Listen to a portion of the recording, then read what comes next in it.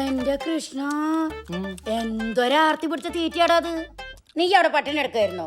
അവിടെ മിക്കപ്പോഴും ഹോട്ടലിൽ നിന്നല്ല ഭക്ഷണം. പിന്നെ റൂമിലെ ഭക്ഷണത്തിലാണെങ്കിൽ ഒരു രുചി ഉണ്ടാവില്ല. ആരാടാ ഉണ്ടാക്കണത്? ഞാൻ. ആ. ആ വന്നാ. ഇതെന്തോടി? ഇത് ചേട്ടന് കൊണ്ടുവന്ന ഇതൊന്നും കൊടുക്ക്. ഇതെന്താന്നാ? മണിച്ചേട്ടന് ഇഷ്ടമുള്ള സാധന. അല്ല, എന്നിട്ട് ഇതിങ്ങനെയാ കൊണ്ടുവരുന്നത്? ഒരു പാത്രത്തിലാക്കാണ്ട് ഇതിങ്ങനെ വെച്ചാ മുഴുവനാവും തിന്നു. ഒരു കഷ്ണം പോലും എനിക്ക് കിട്ടില്ല. ആകെ വാടിപ്പോയി. പിന്നെ വരാവേ. പതുക്കിയോടടി. എന്താ ഇത്? അത് തിന്നോക്കട. എന്താന്ന് കണ്ണൂടെ?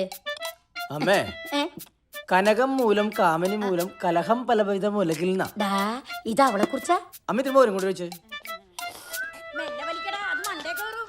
മണിയെ, ഞാൻ ആ ദേവനെ കണ്ടിട്ട് വരാം. ഇന്ന് സ്കൂളിലോ ഇതെന്തോളെ കാണാത്ത? ഈ കടിമന്ന് വീട് എന്റെ കാലോടി, അത് ഉറപ്പാ. മാമൻ വന്നിട്ടുണ്ടാ? അയ്യോ, മാമൻ വന്നിട്ടുണ്ടെന്നാ പറഞ്ഞത്, അല്ലാതെ ചെയ്ത്താൻ വന്നിട്ടുണ്ടെന്നല്ല. ചെയ്ത്താനാണെങ്കിൽ പിന്നെയും സഹിക്കാം. അയ്യോ, ഇത് പെറ്റ തള്ള പോലും സഹിക്കില്ല. ഞാൻ പോവാ. അയ്യോ, എന്തൊരു സ്നേഹം. അല്ല, അവൻ പറഞ്ഞതിലും കാര്യമുണ്ട്. അതുകൊണ്ടല്ലേ ഞാൻ തന്നെ പോണത്. സർബത്ത് സർബത്ത് സർബത്ത് സർബത്ത് എന്നാ കേറ്റി. ഇങ്ങനെ പോയി കഴിഞ്ഞിട്ടുണ്ടെങ്കിൽ ഞാൻ നിന്റെയൊക്കെ സർവന്റ് ആവുന്ന തോന്നണത്. ഓ, 2 രൂപ മോരുവെള്ളത്തിന് 2000 വർത്താനം പറയണ ബോസേ. എല്ലാ ഭംഗിമാരും ഉണ്ടല്ലോ. ഇതാണ് സ്പെഷ്യൽ. എനിക്കൊരു പീസ്.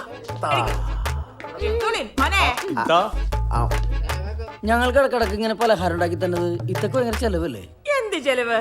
പപ്പടത്തിന് മാവ് കുഴച്ചപ്പോഴേ കുറച്ച് മാവ് മിച്ചം വന്നു. ഞമ്മള് കുറച്ച് അരിപ്പൊടി ചേർത്ത് ഒരു സ്പെഷ്യൽ പലഹാരം അങ്ങനെ ഉണ്ടാക്കി. 10 കാലുകൊണ്ട് ചവിട്ടി കുഴച്ച് മാവുണ്ടാക്കുന്ന പപ്പടം ഉണ്ടല്ലോ, എങ്ങനെയുണ്ട്? പുണ്യം കിട്ടും. എന്നാ ഈ പുണ്യം കൊണ്ട് തിന്നു. എന്റെ മക്കൾ ദുആ ചെയ്താൽ മതി.